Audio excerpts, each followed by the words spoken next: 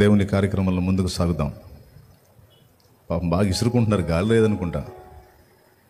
తప్పదు, ఇది అరణ్యపు అనుభవం కదా.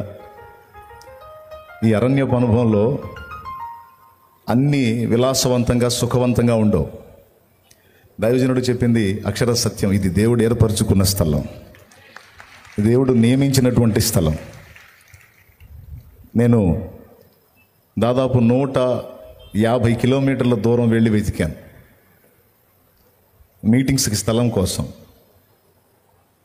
7 కిలోమీటర్లలో దేవుడు ఏర్పాటు చేశాడు. చిలకలూరుపేట నుంచి 150 కిలోమీటర్ల దూరం పోయి వెతికాను. నాకు అరణ్యపు అనుభవం అంటే ఇష్టం. అరణ్యపు అనుభవం అంటే ఇష్టం. నన్ను వెంబడించేటువంటి బిడ్డల్ని కూడా అరణ్యపు అనుభవానికి అలవాటు చేయాలన్నది నా ఆశ. ఎందుకంటే పరిశుద్ధ గ్రంథంలో మనం పరిశీలనగా చూస్తే అరణ్యపు అనుభవంలో అనేకమైన ఆశీర్వాదాలు పొందుకున్నట్టు బైబిల్లో ఉంది. మీరు చకచక చూస్తాను అంటే నేను టపటపా చెప్పేస్తాను. బైబిల్ ఉంటే, ఇంట్రెస్ట్ ఉంటే తీయండి, ఏముందిలే అంటే వదిలేసేయండి. ఏముందిలే అని ఎవరు అనుకోరని నేను అనుకుంటున్నా. చూడండి, అరణ్యపు అనుభవాన్ని గురించి దేవుని వాక్యం చెప్పినటువంటి సత్యం. యేసు ప్రభు బాప్తిస్మం పొంది ఒడ్డుకొచ్చిన తర్వాత పరిశుద్ధాత్మ ఆయనను ఎక్కడికి కొనిపోయాడని రాస్తుంది? అరణ్యానికి కొనిపోయాడని రాస్తుంది. అరణ్యంలో ఆయన కొన్ని రోజులు ఉన్నాడు. ఇంచుమించు 40 దినాలు అక్కడ ఉన్నాడు. 40 దినాలు అక్కడ ఉండి, అక్కడ గడిపి ఆయన తిరిగి గలిలయకు వచ్చేటప్పుడు ఆత్మ బలముతో నిండుకున్నాడు అని ఉంది. ఆత్మ ఆయనని ఊళ్ళో తిప్పటానికి ముందు అరణ్యపు అనుభవంలోనికి తీసుకెళ్ళాడు. అరణ్యపు అనుభవంలో ఆయన ఆత్మ బలాన్ని పొందాడని తన గ్రంథంలో దేవుడు రాయించాడు. లూకాసు వార్త 4వ అధ్యాయం మీరు మొదటి నుంచి చూడగలిగితే ఆ మాట రాస్తుంది. యేసు పరిశుద్ధాత్మ పూర్ణుడై యోర్దాను నది నుండి తిరిగి వచ్చి 40 దినములు ఆత్మ చేత అరణ్యములో నడిపింపబడి అపవాది చేత శోధింపబడుచుండెను. ఆ దినములలో ఆయన ఏమీయూ తినలేదు. దేవునికి స్తోత్రం కలుగును గాక. తర్వాత 14వ వచనం మీరు చూడగలిగితే, అప్పుడు యేసు ఆత్మ బలముతో గలిలయకు తిరిగి. ఎప్పుడు ఆత్మ బలముతో నిండుకున్నాడు? 40 దినములు అరణ్యపు అనుభవంలో ఆయన ఉన్న తర్వాత మళ్ళొక 40 రోజులు ఇంకా లేడు. బాప్తిస్మం పొందాడు. పొందిన వెంటనే లైన్లోకి వెళ్ళాడు. 40 డేస్ అక్కడ గడిపాడు. ఆ తర్వాత పగలంతా తిరిగి ప్రకటిస్తూ, రాత్రంతా కొండకు వెళ్ళి ప్రార్థిస్తూ, అలా ఏ రోజుకు ఆ రోజు ప్రార్థన చేసుకున్నాడు తప్ప మళ్ళొక 40 రోజులు ఆయన వెళ్ళి ప్రార్థన చేసిన అనుభవాన్ని మనం చూడం. ఒకే ఒక్కసారి అలాంటి పని చేశాడు ఆయన. అరణ్యపు అనుభవంలో మనకు దొరుకుతున్నది ఏంటంటే సౌఖ్యం, సౌకర్యం, విలాసం కాదు. అక్కడ ఉపవాసం, అడవి జంతువుల మధ్య సంచారం.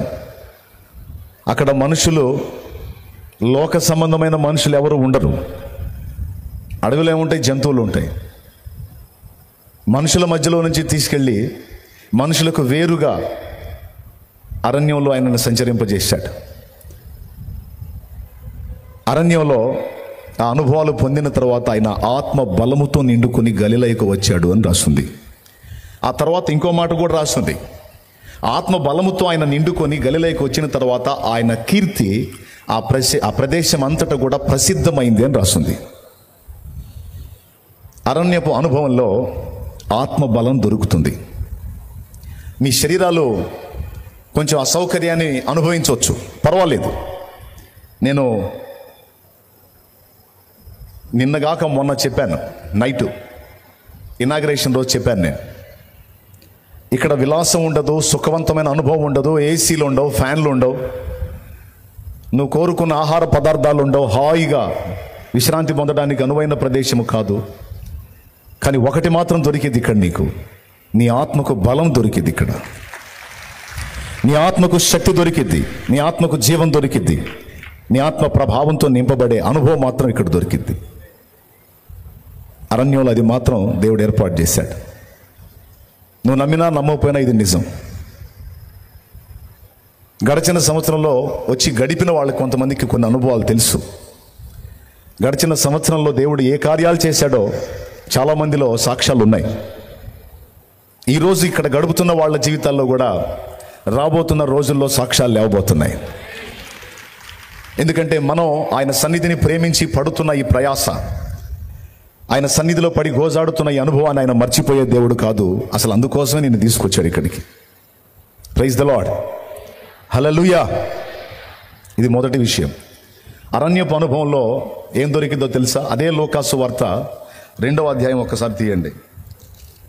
లూకాసు వార్త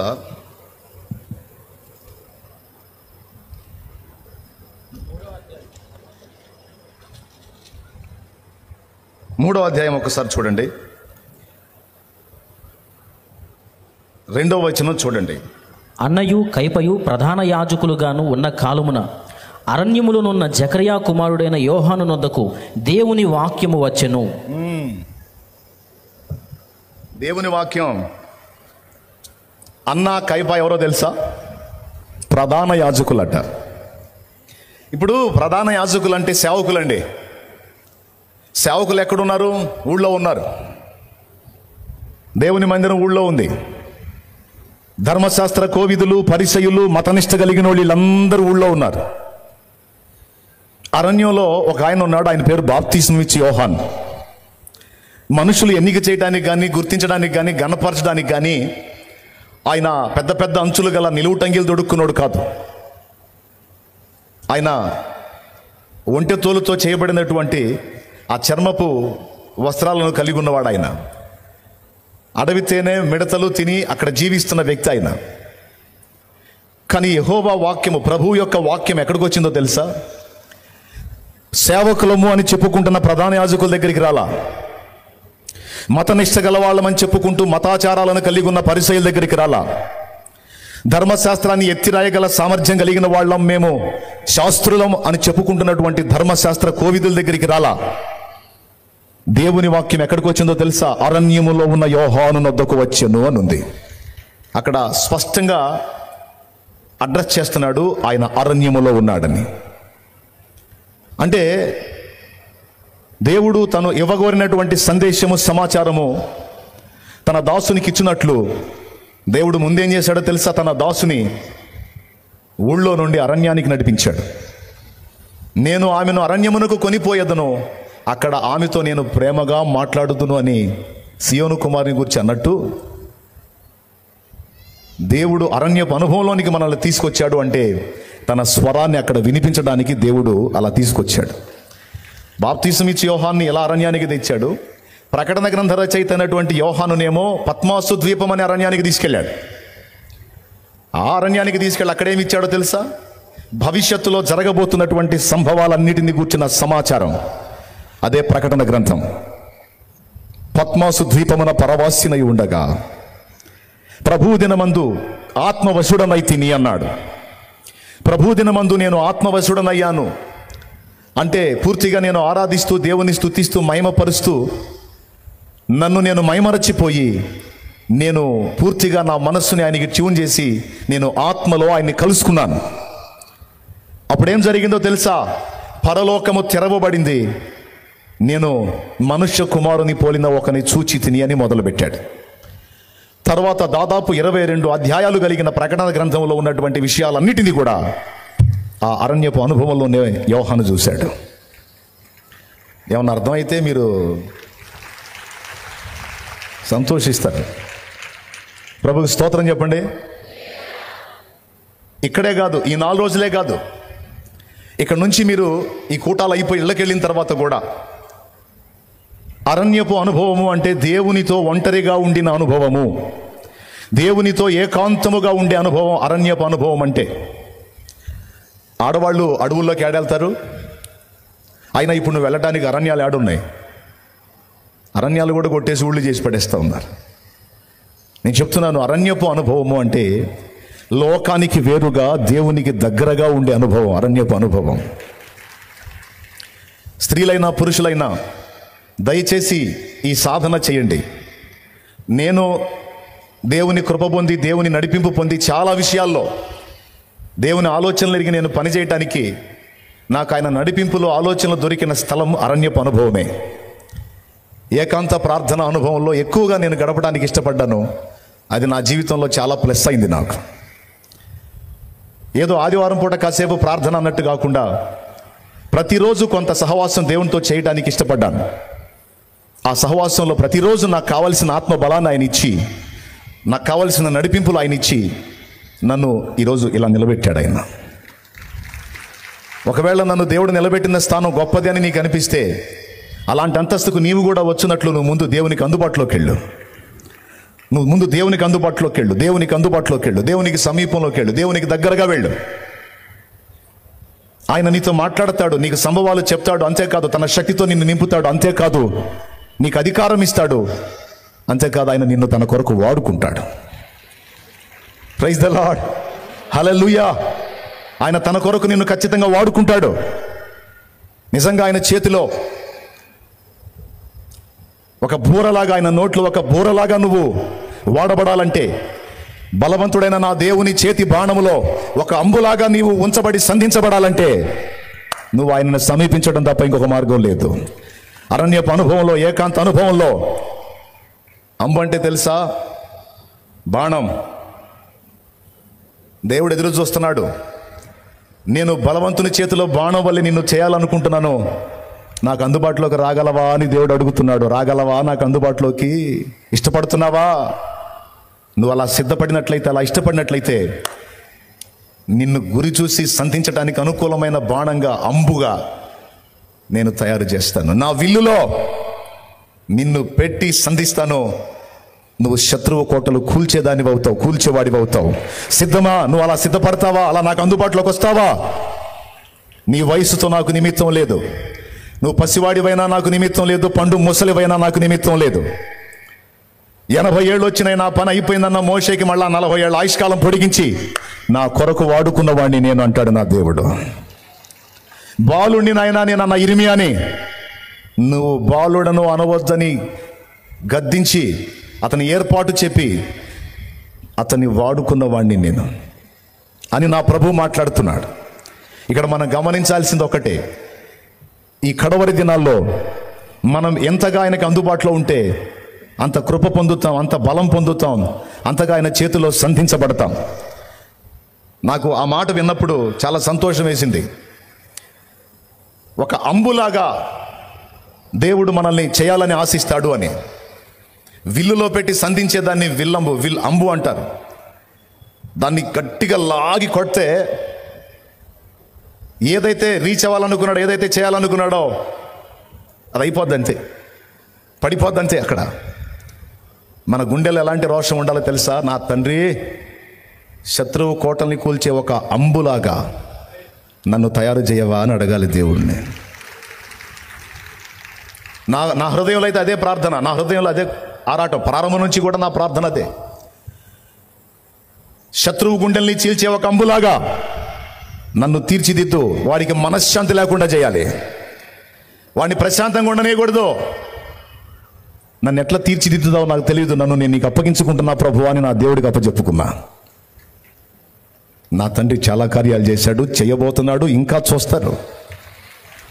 ఇది మొదలు, ఈ సంవత్సరం ఇది మొదలు. ఇంకొంది, ఈ సంవత్సరం అంతా ఉంది కార్యాలు. కొట్టు, విశ్వాసంతో కొట్టు, కొట్టు. ఈ సంవత్సరం అంతా ఉంది. వాడికి ఆటే ఆట. ఎవడికి? లూసిఫర్ గాడికి. వాడు బాగా డిస్టర్బ్ చేశాడు నన్ను ఈ సంవత్సరం, బాగా కదిలిచ్చాడు అన్నాడు, బాగా రెచ్చగొట్టాడు, పిచ్చి లేపాడు నాకు. వాడికి ఎక్కిస్తాయిక దేవుడి శక్తితో. దేవునికి స్తోత్రం కలుగును గాక. హల్లెలూయా. కృంగిపోయి, కుమిలిపోయి, కూలబడిపోయి, దిగజారిపోయి, నరాలు వీక్నెస్ వచ్చినలాగా కూలబడే వ్యవహారం కాదు. వాడు ఎంత కదిలిస్తే అంత మూడిద్ది వాడికి, వాడి టీంకి, వాడి ఎత్తుగళ్ల మొత్తానికి మూడిద్ది. ఎందుకంటే నా దేవుడు రోషం గల దేవుడు, నా దేవుడు సర్వశక్తి గల దేవుడు. ఆయన పాదాలు పట్టుకుంటా వాడికి చేయాల్సింది వాడికి చేస్తా. నా రోషం అది, నా భారం అది. మరి నీ ఆలోచన ఎట్లా ఉందో నువ్వే ఆలోచించుకో. అరణ్యపు అనుభవంలో దేవుని వాక్యం దొరికిద్ది, దేవుని అభిషేకం దొరికిద్ది, భవిష్యత్ ప్రత్యక్షతలు దొరుకుతాయి. 3, అరణ్యపు అనుభవంలో దేవుని చిత్తం తెలిసిద్ది. దేవుని చిత్తం తెలిసిద్ది. 40 సంవత్సరాలు మామ మందను మేపుతూ అరణ్యంలోనికి వెళ్ళి అరణ్యంలో మందను తోలి అరణ్యపు ఆవలికి వెళ్ళాడట. ఎవరో ఆయన, ఎవరు? మోషే. అరణ్యపు ఆవలికి వెళ్తే మండుచున్న పొద కనపడుతుంది. ఏంది పొద మండుతుంది, కూలబడట్లేదని దాన్ని అబ్జర్వ్ చేస్తా ఆ తట్టు వెళ్తే ఆ పొద నడిమిని అగ్ని జ్వాలలో యెహోవా దూత అతనికి ప్రత్యక్షమైనట్టు రాయబడి ఉంది. కానీ నిజంగా దూత కాదు, అక్కడ దేవుడే కనపడ్డాడు. ఎందుకంటే ఆ దూత అయితే నేను అబ్రహాము దేవుడిని అన్నాడు, అక్కడ ప్రభువే కనపడ్డాడు.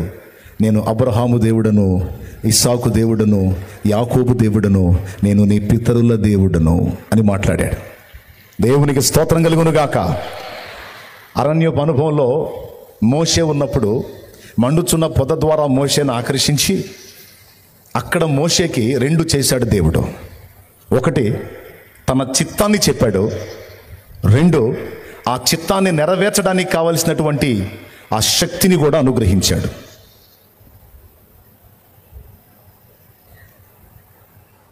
రెండు దొరికినాయి మోషేకి. తన చిత్తం ఏంటో చెప్పాడు. అయ్యా, అంతమంది జనాన్ని నేను తీసుకొని రావడానికి, అప్పట్లో అగ్ర రాజువాడు ఫరో, వాడిని ఎదిరించడానికి నాకు శక్తి లేదే అంటే, ఆ శక్తి నేను ఇస్తాను నీకు. వాడి గుండెల్లో నిద్రపోయే శక్తి నేను ఇస్తా. నువ్వు బలహీనుడివే కావచ్చు, కానీ నీకు తోడై ఉన్న నేను బలహీనుడిని కాదు. నేను భూమి ఆకాశాల సృష్టికర్తని. నరుడికి నోరిచ్చిన వాడిని, కాళ్ళు చేతులు ఇచ్చిన వాడిని, కళ్ళు ఇచ్చిన వాడిని, చెవులు ఇచ్చిన వాడిని, మానవ జాతి మొత్తాన్ని నిర్మించిన వాడిని నేను నీకు తోడై ఉన్నాను. సరే, నేను అక్కడికి ఏం తీసుకొని పోవాలి? కత్తులు, కట్టార్లు, మందుగుండు సామాగ్రి ఏం అవసరంలా. నీ దగ్గర ఏముంది? గొర్రెల్ని దోలే కర్ర, ఆ కర్ర చాలు పో అన్నాడు దేవుడు. ఆ కర్రకే శక్తినిచ్చి దాని ద్వారానే ఇశ్రాయేలు సర్వ సమాజాన్ని 6 లక్షల కాల్బలాన్ని నడిపించి, సముద్రాన్ని పాయలు చేసి, బండను చీల్చి, నీళ్లు రప్పించి, ఐగుప్తులు అన్ని అద్భుతాలు చేసి మొత్తం కూడా ఆ కర్రతోనే చేశాడు. ఇంకేమన్నా చేశాడా? ఇంకేమన్నా ఆయుధాలు ఇచ్చాడా? ఈటలు, బరిసెలు, బల్యాలు, కత్తులు, కట్టార్లు ఏమన్నా ఇచ్చాడా? నో. అరణ్యపు అనుభవంలో 4వ విషయం ఏంటంటే దైవ చిత్తం తెలిసిద్ది. అంతేకాదు, ఆ చిత్తం నెరవేర్చడానికి కావలసిన శక్తి, బలం, ఆ ప్రభావం కూడా నింపబడింది. ఇదంతా అరణ్యపు అనుభవంలో దొరికే అంశం. ప్రభువుకు మహిమ కలుగును గాక. ఈరోజు ఇక్కడికి వచ్చిన మీ అందరూ కూడా అలాంటి అనుభవానికే వచ్చారు. ఇక్కడ మీరు కనిపెట్టి ప్రార్థన చేస్తే, దేవా, అసలు నా పట్ల నీ ప్రణాళిక ఏంటి? అసలు నన్ను ఏం చేయదలుచుకున్నావు?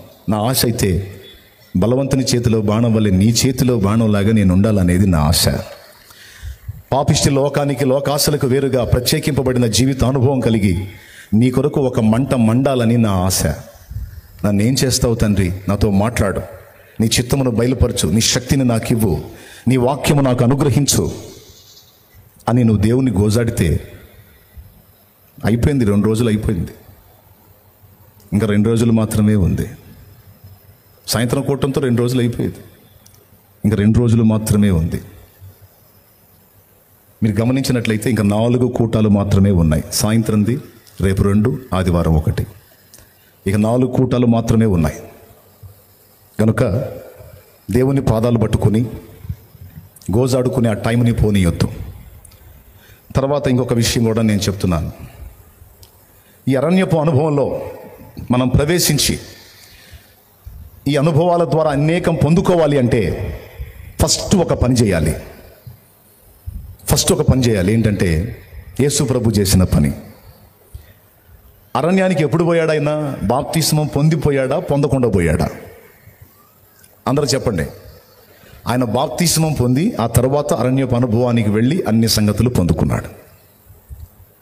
ఈరోజు ఇక్కడ కూర్చున్నటువంటి ఈ ప్రజలందరితో ఒక మాట చెప్తున్నాను నేను. నా దేవుడు నిన్ను, నీ కుటుంబాన్ని శాపం నుండి విడిపించి సంవత్సరాల ఆశీర్వాదం నీవు పొందినట్లు, రాబోతున్న భవిష్యత్తులో ఒక శుభప్రదమైన నిరీక్షణ కలిగి రాకడకు నిన్ను సిద్ధపరిచి నీ ద్వారా అనేకులను ఆశీర్వదించాలని నా దేవుడు కోరుతా ఉన్నాడు. దీన్ని నీవు స్వతంత్రించుకోవాలి అంటే నేను చేసిన పని, నా ప్రభు చేసిన పని నువ్వు కూడా చేయాలి.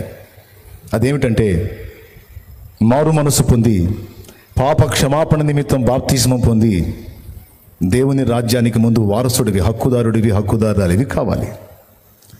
అలాంటి అనుభవానికి నువ్వు సిద్ధపడితే నా తండ్రి ఆయన రక్తంతో నిన్ను కడిగి పరిశుద్ధపరిచి నిన్ను ఏకాంతంగా దగ్గరకు తీసుకొని తన శక్తితో నిన్ను నింపి నూతన సృష్టిగా నిన్ను మార్చి ఇక నీ భావి జీవితం అంతా దీవెనకరమైన అనుభవాల్లో గుండా నిన్ను తీసుకెళ్ళడానికి ఆయన సిద్ధం. ఆయన రక్తంలో కడగబడడానికి నువ్వు సిద్ధమా? నేను సిద్ధమని నువ్వు కానీ నీ సిద్ధపాటును తెలియజేస్తే నిన్ను శుద్ధీకరించి నూతన సృష్టిగా చేసి నూతన అనుభవాల్లో గుండా నిన్ను తీసుకెళ్ళడానికి నా యేసయ్య సిద్ధం, నా ప్రభు సిద్ధం. ఇక్కడ ఉన్నటువంటి వాళ్ళని నేను ఇప్పుడు ప్రేమతో ఆహ్వానిస్తూ ఉన్నాను.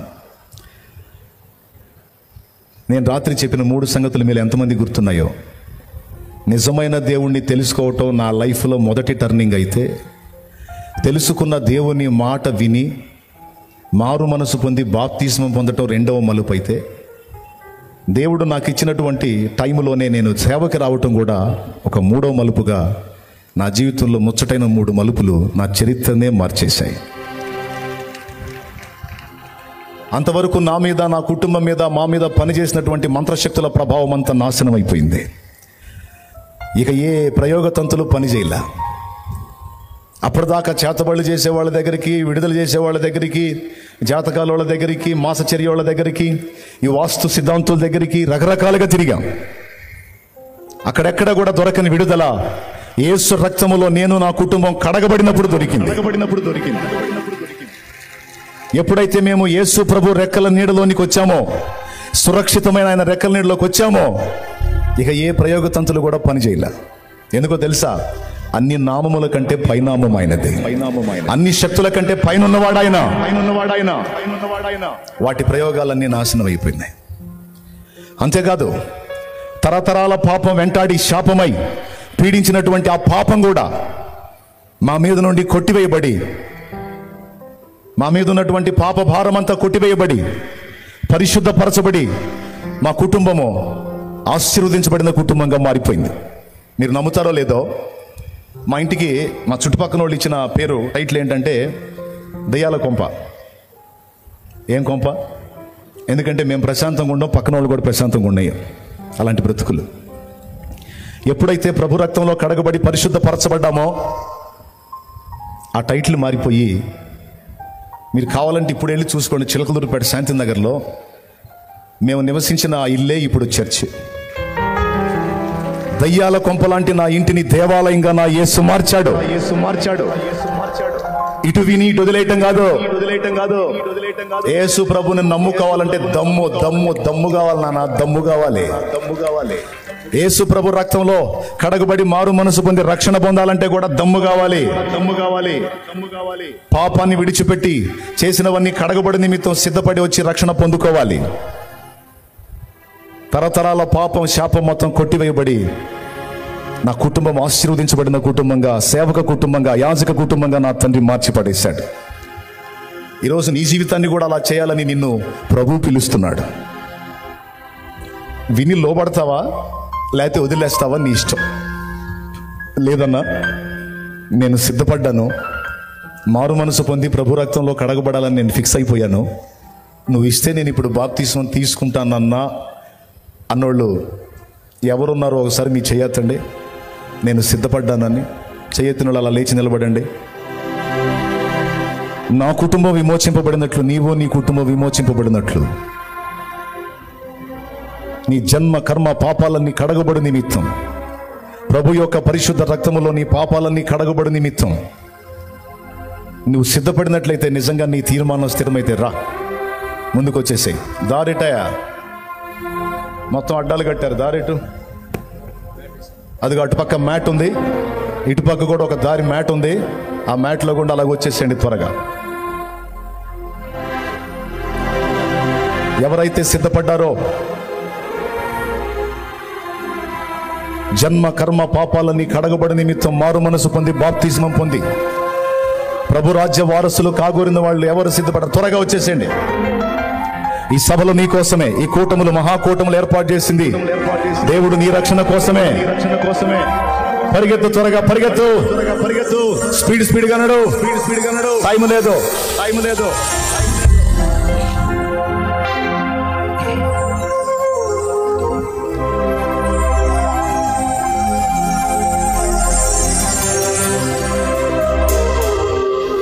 స్పీడ్గా వచ్చేసేయండి, రక్షణకు సిద్ధపడి వచ్చేయండి త్వరగా.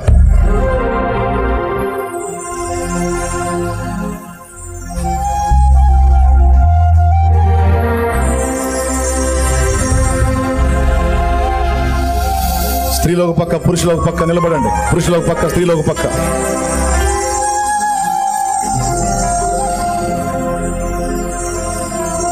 ఇంత భారీ ఏర్పాటు నీ కోసమే, నీ రక్షణ కోసం ఎంత రిస్క్ చేశాడో చూడు నా ప్రభు. నీ పాపాలన్నీ తన రక్తముతో కడిగి పరిశుద్ధపరచడానికి రమ్మని పిలుస్తున్నాడు. రా ప్రభు పిలుస్తున్నాడు. ప్రభు నిన్నే పిలుస్తున్నాడు. నీ కోసమే ప్రాణం పెట్టాడు. నీ బ్రతుకును మార్చాలనుకుంటున్నాడు. నీ శాపం నుండి నిన్ను విడిపించాలనుకుంటున్నాడు. నిన్ను రక్షించాలనుకుంటున్నాడు. తన రక్తముతో నిన్ను కడిగి క్రొత్త సృష్టిగా చేయాలనుకుంటాడు. నా ప్రభు పిలుపుని నేను లోబడ్డాను. నా జన్మ ధన్యమైంది. సాతాను కుట్రలు కుతంత్రాలన్నీ నిర్మూలమైపోయినాయి. త్వరగా రావాలి. త్వరగా స్పీడ్గా నడవండి. స్త్రీలు ఒక పక్క నిలబడండి, పురుషులు ఒక పక్క నిలబడండి.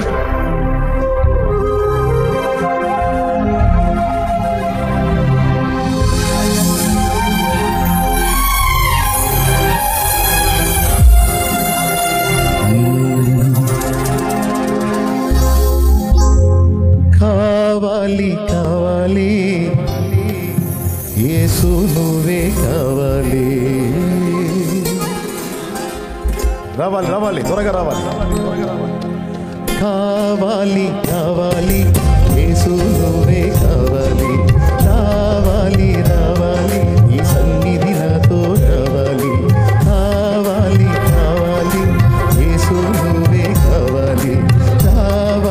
రావాలి ఈ సన్నిధి నాతో రావాలి. నువ్వు లేకుండా నేనుండలేనయ్యా. నీ తోడు లేకుండా జీవించలేనయ్యా. దండా నువ్వెక్కేసయ్యా.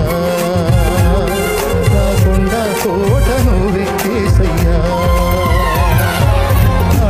దండా నువ్వెక్కేసయ్యా. నా కొండ కోట నువ్వేసయ్యా. కావాలి యేసు నువ్వే కావాలి.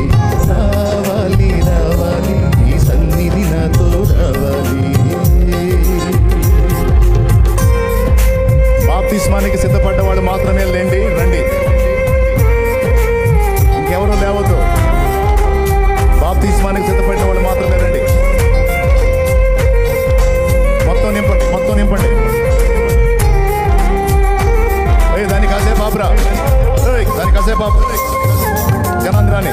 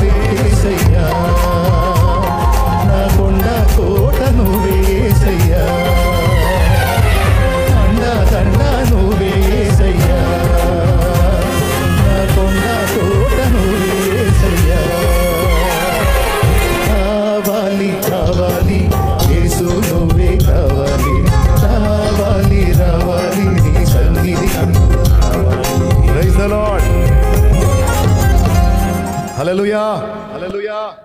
అక్కడ నిలబడ్డ వాళ్ళు ఎవరన్నా బాప్తిస్మం అనుకున్నారా? బువ్వ కోసం ఉన్నారా? బువ్వేనా? 10 నిమిషాలు కూర్చోలేరా? బాప్తిస్మం తీసుకోవడానికి వచ్చేవాళ్ళు ఆపారు. మీరు ఎంత పనికి మనల్ని పని చేశారో చూసారా? ನೀವು వెనకున్నాడు బాప్తిస్మానికి వచ్చేవాళ్ళు ఉన్నారు, వాళ్ళని ఆపారు మీరు. ఇన్ని కష్టాలు దేనికి? ఇన్ని బాధలు దేనికి? నశించిపోతున్న ఆత్మను రక్షించడానికి కదా ఈ కూటాలు. బువ్వ కోసమా? బువ్వ కోసమా? మైండ్ పోయిన పనులు చేయవాకండి. దేవుని సన్నిధిలో ఒక రోషం, ఒక నీతి, ఒక భారం ఉండాలి. ఎన్ని జీవితాల్లో కదలిక దేవుడు తీసుకొచ్చాడు, ఎన్ని హృదయాల్లో భారం తీసుకొచ్చాడు, ఎంత మందిని తీసుకొచ్చాడో చూడు. దేవుని కృతజ్ఞతలు చెల్లించి మహిమపరిచ వచ్చే వాళ్ళకి దారి ఇవ్వాలి. కానీ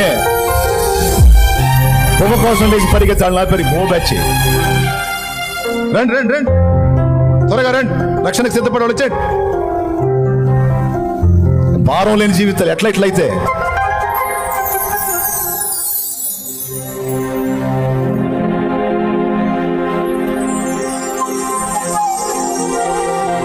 కూర్చున్నాం. ఎక్కడ వాళ్ళు అక్కడ, రక్షణ పొందిన వాళ్ళు కూర్చోండి. ఎక్కడ కూర్చోండి. సంతలో తిరిగినట్టు తిరగొద్దు. నేను ఆమెనని చెప్పినప్పుడు కదా మీరు కదలాల్సింది. కానుకలు పట్టమని చెప్పారు నాకు. కానుకలు కాదురా, ఆత్మలని చెప్పాను నేను. డబ్బులు కాదురా, అవసరమైతే తప్పులు చేద్దాం, ప్రాబ్లం లేదు. కానీ నశించిపోతున్న ఆత్మలు కావాలరా. ఈ బాధ, ఈ పరితాపం, ఈ ఏడుపు, ఈ కన్నీళ్లు, నరకం నుంచి ఒక ఆత్మను కాపాడాలని, నిత్యం అంటే నరకం నుంచి ఒక ఆత్మను తప్పించాలని. మా బాధ, మా భారం, మా ప్రయాస, మా కన్నీళ్ళంతా దానికోసం, మీకోసం. లేకపోతే అగ్ని ఆరని, పురుగు చావని ఆ ఘోరమైన స్థలంలో భయంకరంగా యాతన పడతారు. ఈరోజు ఇంతగా మీరు అందరూ కదిలి వచ్చినందుకు నా దేవునికి మహిమ చెల్లిస్తున్నాను. చప్పట్లు కొట్టి దేవుని మహిమపడతాం. హల్లెలూయా, హల్లెలూయా.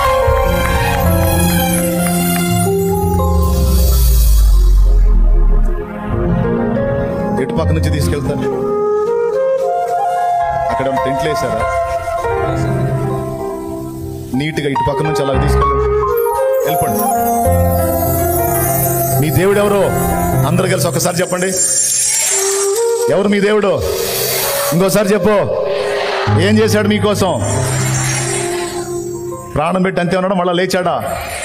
ఎన్నో రోజు మారు మనసు పొందారా?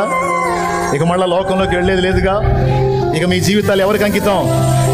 ఎవరికి? రైట్. నీ మారిన జీవితం చూసి అనేక మంది జీవితాలు మారాలి. మారుస్తాడు నా దేవుడు. నిన్ను చూసి అనేక మంది మారేటట్టు నిన్ను వెలుగుగా నియమిస్తాడు నా దేవుడు. ఆమేన్. వెళ్ళండిగా.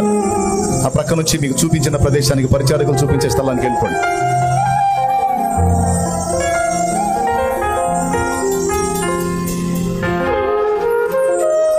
మారు మనసు అక్కరలేని 99 నీతిమంతుల విషయమే కలుగు సంతోషం కంటే మారు మనసు పొందు ఒక్క పాపి విషయమే పరలోకంలో ఎక్కువ సంతోషం కలుగుద్ది అని మాట్లాడాడు నా ప్రభు. ఈరోజు ఎన్ని జీవితాలు నా ప్రభు తట్టు త్రిప్పబడ్డాయో చూడండి.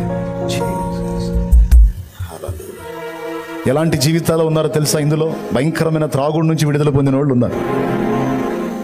ఈ కుటుంబాలన్నీ ఆశీర్వదించబడబోతున్నాయి ఈ రోజుతో నా దేవుని కృపలో. ఆమేన్, ఆమేన్. నా దేవుడు తన పరిశుద్ధాత్మతో మిమ్మల్ని నింపును గాక, మనల్ని నింపును గాక. పదండి వెళ్ళిపోండి. ఆ చివరి నుంచి వస్తా ఉన్నారు. ఇంకా రక్షణ కోసం వచ్చేవాళ్ళు పెళ్లి నడక నడిస్తే ఎట్లా పరిగెత్తాలి? బాప్తిజం కోసం ఇంకెవరన్నా రావాలనుకుంటే వచ్చేసేయండి. త్వరగా స్పీడ్గా నడవండి. నాకు యేసు కావాలి అని పరిగెత్తు.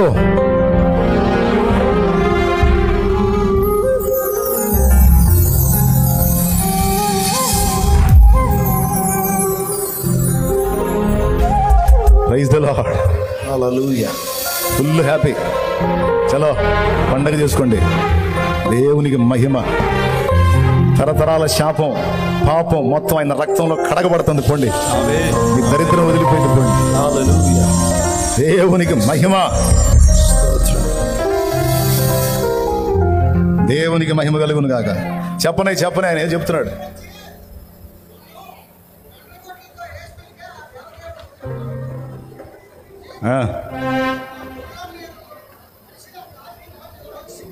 దేవునికి మహిమ కలుగును గాక. శబ్బా శిఖబా, ఇకపో ఈ పంట పండింది పో. ఓ దేవుడే దర్శించాడులే పో. ఈ దరిద్రం వదిలేద్ది పోయిగా. దేవునికి మహిమ కలుగును గాక. ఒక పాట పాడుచుండగా ఇప్పుడు పడదామా అర్పణ, లేకపోతే వదిలేద్దామా? వేగిపోయినా పర్లా, అవసరమైతే ఇబ్బంది లేదు, నేను తిప్పలు పడతా.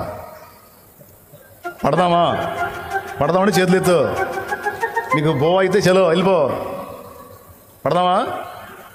భారీ ఖర్చు ఉంటుంది కాబట్టి చూడండి. ఓ పాట పాడతా, దేవునికి మహిమ. ఏం పాట పాడదాం? పద బాప్తిస్మాలకు పద.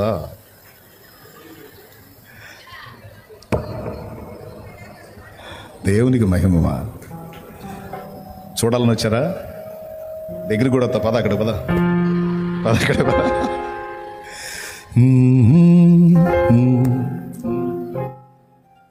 ఆమేన్. ప్రశాంతంగా ఎక్కడోళ్ళు అక్కడ కూర్చోండి. పరిచారకులు మీ మధ్య సంచరిస్తారు. ఈ పాటే పాడేదా? కావాలి పాడేదా? కొత్త పాట పాడేదా? యేసయ్య ఘనదైవం పాడేదా? రైట్, పాడతాను, నేర్చుకోవచ్చు.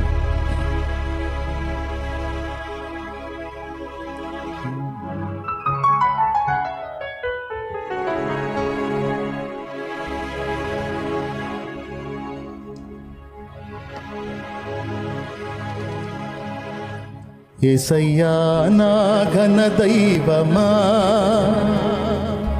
నా అభిషేక తైలమా, ఆనంద సంగీతమా. యేసయ్యా నా ఘన దైవమా, నా అభిషేక తైలమా, ఆనంద సంగీతమా. యేసయ్యా నా ఘన దైవమా, నా అభిషేక తైలమా,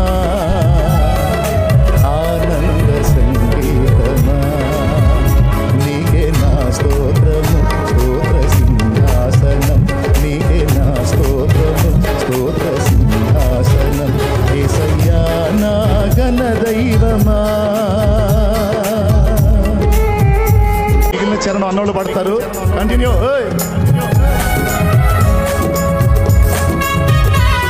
నేను వెళ్ళి బాప్తిస్మాల్లో ఉంటా, తర్వాత ప్రార్థన చేస్తారు, ముగించుకుందాం, సాయంత్రం కలుద్దాం. Praise the lord. మనకు ఆత్మరక్షణ ముఖ్యం.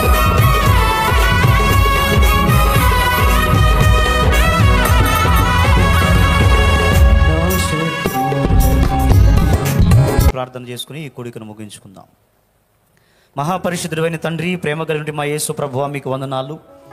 ఈ మహాకుడికలను నీ ఆశ్చర్యమైనటువంటి కృపచేత మీరు జరిగిస్తున్న విధానము కొరకై వందనాలు నాయన. ఈ రెండవ రోజు ఈ కూడికను కూడా మీరు ఆశీర్వాదకరంగా జరిగించి అనేక మంది ప్రజలను రక్షణ కొరకు మీరు సిద్ధపరిచిన విధానం కొరకు వందనాలు. మీ దాసుల్ని కూడా మీరు వాడుకున్నందుకై స్తోత్రాలు నాయన.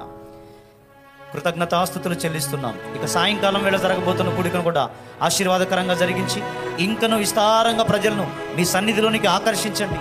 ఈ అరణ్యపు అనుభవంలోనికి నీ ప్రజలను మీరు ఆకర్షించి అరణ్యపు అనుభవంలో నుండి మేలుల చేత నీ ప్రజలు తృప్తి చెందినట్లుగా సహాయం చేసి ఈ ఉన్నతమైన ఘనమైన శ్రేష్టమైనటువంటి నామానికి మహిమ తెచ్చుకోమని యేసుక్రీస్తు సర్వశక్తి కలిగిన నామంలో ప్రార్థించి వేడుకొనుచున్నాము తండ్రి. ఆమేన్. మంచిది పిల్లరా.